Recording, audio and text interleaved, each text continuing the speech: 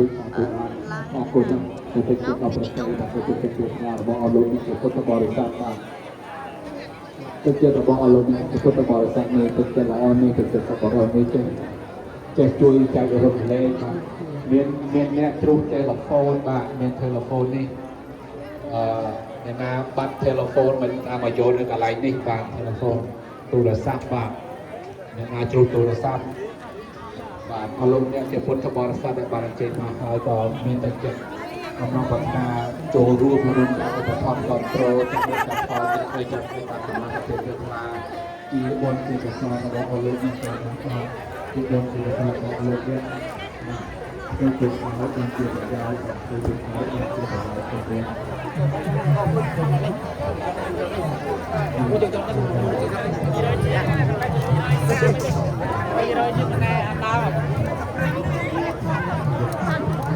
400ជាង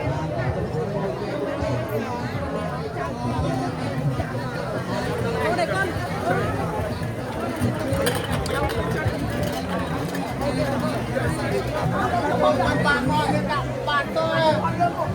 អរខ្លាចចាស់ទៅ